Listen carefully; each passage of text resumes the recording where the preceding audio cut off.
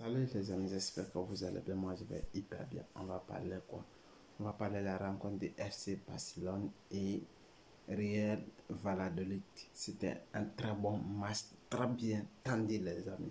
J'espère que vous avez kiffé le match, c'était hyper bien.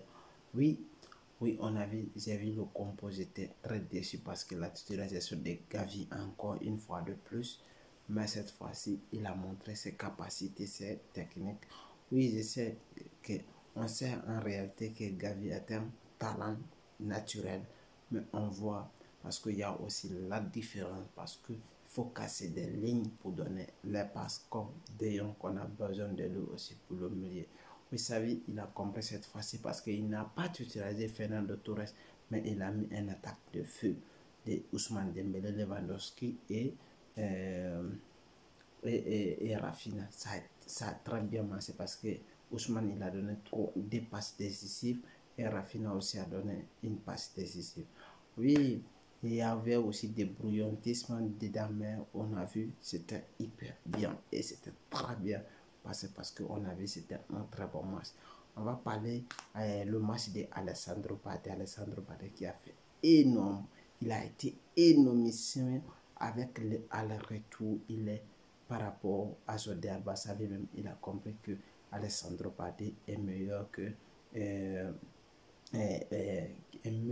que Jordi Alba pour le moment.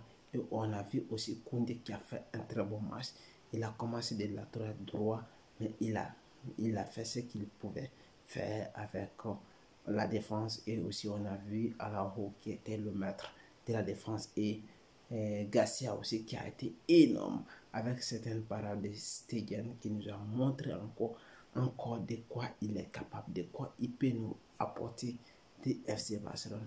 On a vu aussi le milieu qui a été hyper bien avec Pedri, Busquets et Busquets il est tombé dans ses travers parce que savez il a tout compris parce que en réalité qu'est-ce qu'il a fait quand Busquets il est tombé dans ses travers directement il a fait le changement parce qu'il sait que si Busquets commence à ralentir le jeu cela veut dire on peut prendre le but comme ça parce que si tu perds le ballon là-bas c'est directement le but. Il a fait changer Busquets pour rentrer qui c'était une bonne idée et il a fait aussi rentrer Fernando Torres qui a été l'origine des quatrième but qui a été marqué d'ailleurs par Sergio Roberto qui a fait énormément, mais il y a certains types, malgré il avait fait des brouillantismes où il devrait donner la passe, il a centré ça sous le poteau et ça a été c'est parti vers le tribune.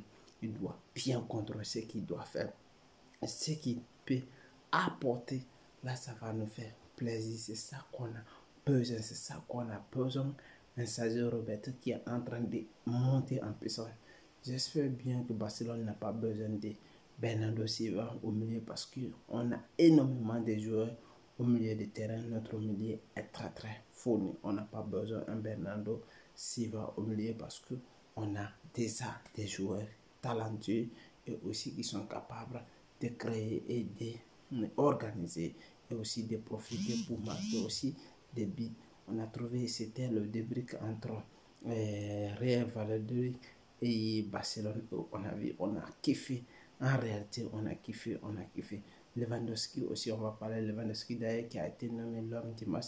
Il a fait un doublé. Surtout son deuxième but, c'était hyper avec un talonnade magnifique. On a vu, si vous n'avez pas vu, allez-y regarder le match. Si vous n'avez pas regardé le match, allez-y regarder.